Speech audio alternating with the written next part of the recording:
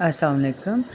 آج آپ لوگوں کو تھوڑا سا فرشتوں کے بارے میں بتاتی ہوں۔ اکثر لوگ مطلب ہم مسلمان ہیں، ہم تو اس بات پہ یقین رکھتے ہیں کہ فرشتوں کا وجود ہے، لیکن باقی جو قوموں کے لوگ ہیں وہ اکثر اس بحث میں ہوتے ہیں کہ فرشتوں کا کوئی وجود نہیں ہے، اور مطلب ظاہر ہے اپنے مذہب اپنے دین کے مطابق ہم اللہ تعالیٰ کے ہر کہی ہوئی بات کو حکم کا درجہ دیتے، اس کے محبوب کے ہر بات کو حکم کا درجہ دیتے۔ وہ لوگ تو یعنی اپنے عقیدے کے مطابق بات کرتے ہیں نا، تو تھوڑا سا میں نے جو پڑھا ہے میں نے کہا آپ لوگوں سے تھوڑا سا شیئر کر لوں۔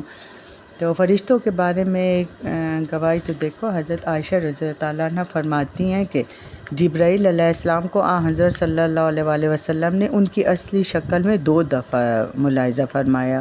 ایک دفعہ تو معراج میں سدرۃ المنتہا کے پاس، اور دوسری دفعہ ایک اور مقام پر وہ آسمان کے کناروں میں نظر آئے۔ سورہ نجم میں یہ آیتوں میں اس کے متعلق ذکر ہے نا، میں آپ کو اردو میں ان کا ترجمہ بتاتی ہوں۔ بڑی قوتوں والے طاقتور نے اس کو سکھایا، پھر وہ برابر ہوا اور وہ بہت اوپر آسمان کا کنارہ تھا، پھر قریب ہوا، پھر لٹک آیا تو 2 کمانوں کے بقدر تھا یا اس سے بھی قریب تر۔ تو خدا تعالیٰ نے اپنے بندے پر وحی کی، جو وحی کی دل نے جھوٹ نہیں بولا، جو دیکھا کیا تم لوگ اس سے ایک مشاہدے پر جھگڑتے ہو، حالانکہ اس نے اس کو دوسری دفعہ اترتے دیکھا سدرۃ المنتہا کے پاس۔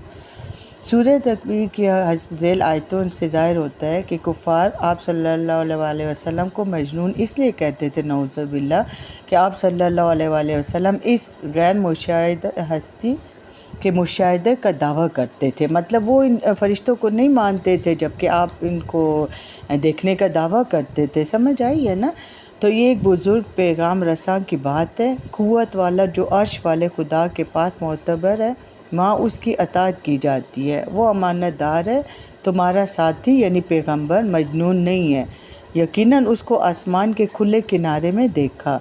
وہ ذوق و شوق جو حضور صلی اللہ علیہ وآلہ وسلم کو اس قاصد الہی کی آمد کے ساتھ تھا، وہ اس آرزو کی شکل میں ظاہر ہوا کہ آپ صلی اللہ علیہ وآلہ وسلم نے جبرائیل علیہ السلام سے فرمایا، تم اس سے بھی زیادہ میرے پاس کیوں نہیں آیا کرتے؟ جواب ملا، ہم تو تیرے پروردگار کے حکم اور اجازت سے اترتے ہیں، ہمارے آگے اور پیچھے اور درمیان سب کا علم اسی کو ہے، تیرا رب بھول چوک سے پاک ہے۔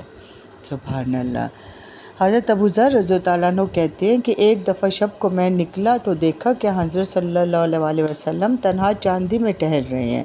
چاندنی رات ہوگی، اس میں ٹہل رہے ہیں۔ میں سمجھا کہ شاید آپ اس وقت تنہائی چاہتے ہیں اور کسی کا یہاں ہونا پسند نہ فرمائیں گے، چنانچہ اسی خیال سے میں سائے میں ہو گیا، لیکن آپ صلی اللہ علیہ وآلہ وسلم کی نگاہ پڑ گئی۔ پوچھا کون ہے؟ عرض کیا آپ پر قربان میں ہوں ابو ذر۔ آپ نے ساتھ لے لیا اور تھوڑی دیر تک ٹہلتے رہے، پھر فرمایا جو آج دولت مند ہیں وہی کل قیامت میں غریب ہوں گے، لیکن وہ شخص جس کو خدا تعالیٰ نے جو دولت دی ہو وہ اس کو دائیں بائیں یعنی آگے پیچھے پھینک دے اور اس میں نیکی کے کام کریں۔ ابو ذر رضی اللہ عنہ کہتے ہیں میں تھوڑی دیر تک ساتھ ٹہلتا رہا، اس کے بعد ایک خاص جگہ کی طرف اشارہ کر کے فرمایا تم یہاں ٹھہرے رہو، اور یہ کہہ کر آپ صلی اللہ علیہ وآلہ وسلم پہاڑ کی طرف گئے۔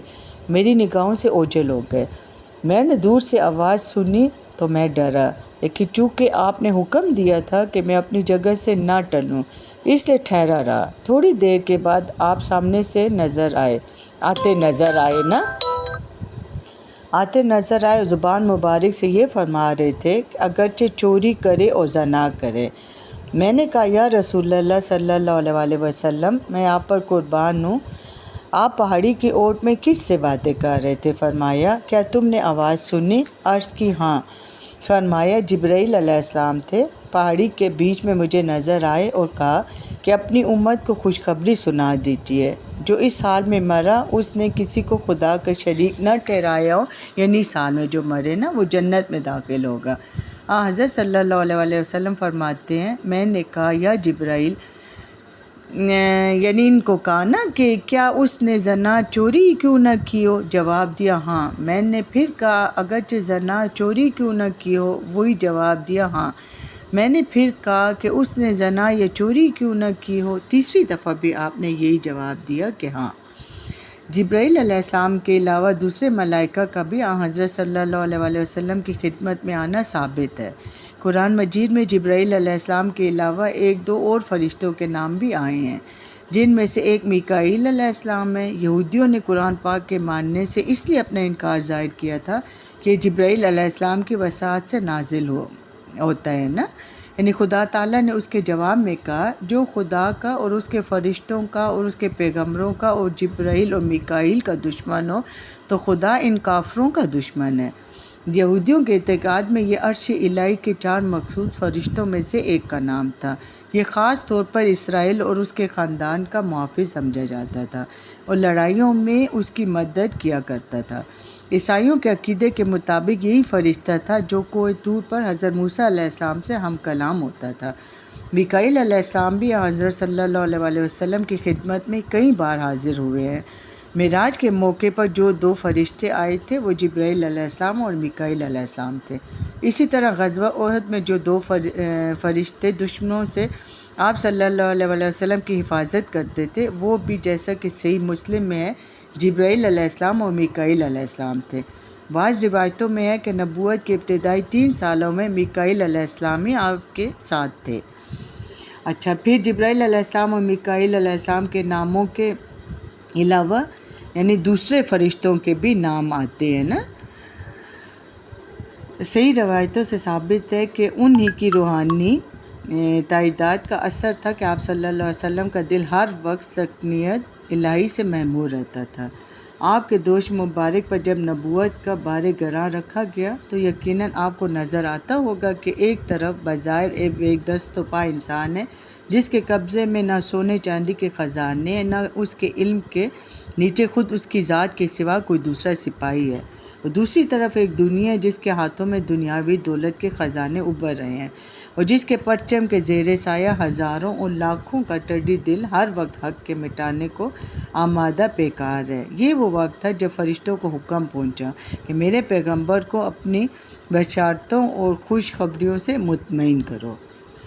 یہاں تک تو آپ کو پتہ چل گیا ہوگا کہ فرشتوں کے نزول کا میں نے آپ لوگوں کو اسی لیے آیت کے ذریعے بھی اور یہ ساری باتیں بتائی ہیں نا۔ تو ایک بار ایک اور آپ کو واقعہ بتاتی ہوں۔ ایک بار ابو جہل نے کفار سے پوچھا کیا محمد صلی اللہ علیہ وسلم نے کبھی تمہارے سامنے سجدہ کیا؟ یعنی تم لوگوں نے دیکھا انہیں سجدہ کرتے ہوئے؟ سب نے کہا ہاں۔ اس نے کہا لات و عزا کی قسم اگر میں ان کو سجدہ کرتے دیکھوں گا تو ان کی گردن توڑ دوں گا نعوذ باللہ، اور ان کی پیشانی کو زمین پر رگڑوں گا بدبخت۔ چنانچہ ایک دفعہ آپ مصروف نماز تھے اور اسی نیت سے آپ صلی اللہ علیہ وسلم کی طرف بڑھا، لیکن فوراً سہم کر پیچھے ہٹ گیا۔ کفار نے پوچھا تو اس نے بتایا میرے اور محمد صلی اللہ علیہ وسلم کے درمیان آگ کی ایک خندق اور بہت سے پر یعنی فرشتوں کے حائل ہو گئے۔ آپ نے فرمایا اگر وہ میرے قریب آتا تو فرشتے اس کی تکہ بوٹی کر دیتے۔ قرآن مجید میں اس آیت میں ہے تم نے اس شخص کو دیکھا جو ایک بندے کو نماز سے ماننا آتا ہے، اس واقعے کی طرف اشارہ ہے۔ ٹھیک ہے، یعنی کافی میں نے کیے تو یعنی طائف کے سفر سے بھی جب آپ واپس آ رہے تھے تو بہت خفا تھے نا، تو انہوں نے جب سر اٹھائے دیکھا ابر کا ایک سایہ ہے نا ان کے اوپر اور ایک فرشتہ نظر آتا ہے انہیں، اور کہتے ہیں محمد صلی اللہ علیہ وسلم میں پہاڑوں پر موکل ملکل جبال ہوں، آپ کے پروردگار نے آپ کی اور آپ کی قوم کی گفتگو سنی، مجھے بھیجا ہے، اگر آپ حکم دیں تو میں پہاڑوں کے نیچے ان کو کچل دوں۔ آپ نے فرمایا شاید ان کی نسل سے کوئی خدا کا پرستار ہو۔